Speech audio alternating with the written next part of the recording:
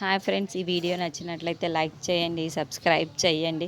మళ్ళీని అయితే బయటికి తీసుకొని వచ్చి గౌతమ్ అయితే అటు ఇటు నడిపిస్తూ ఉంటాడు. ఇంతలో అక్కడున్న గౌతమ్ మాత్రం మళ్ళీని చూసి చాలా సంతోషిస్తూ ఉంటాడు. అది చూసిన మళ్ళీ ఏంటండి ఇంత సంతోషంగా ఉన్నారే అని చెప్పేసి అడుగుతూ ఉంటుంది. ఆ మాటలు వినగానే అక్కడున్న గౌతమ్ మాత్రం నీకెలా ఉందో నాకు తెలియదు, కానీ నాకైతే చాలా సంతోషంగా ఉంది.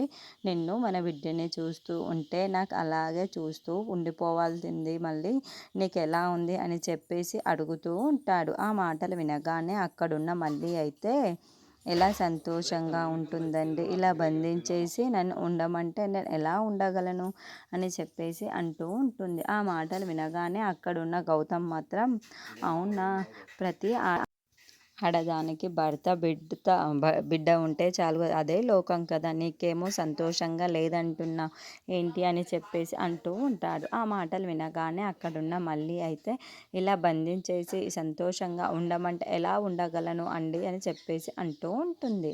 ఆ మాటలు వినగానే అక్కడున్న గౌతమ్ అయితే ఇది కొన్ని రోజులు మాత్రమే చూడు, మన బిడ్డ కూడా పెరిగిపోతుంది.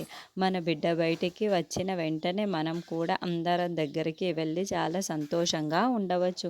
మన బిడ్డను చూసుకుంటూ మనం చాలా సంతోషంగా ఉండొచ్చు అని చెప్పేసి మళ్ళీతో అంటూ ఉంటాడు. ఇంతలో గౌతమ్కి అయితే ఫోన్ కాల్ వస్తూ ఉంటుంది. అది చూసిన గౌతమ్ మాత్రం ఏంటి అమ్మ ఇప్పుడు ఫోన్ చేస్తుంది అని చెప్పేసి పక్కకు వస్తూ ఉంటాడు.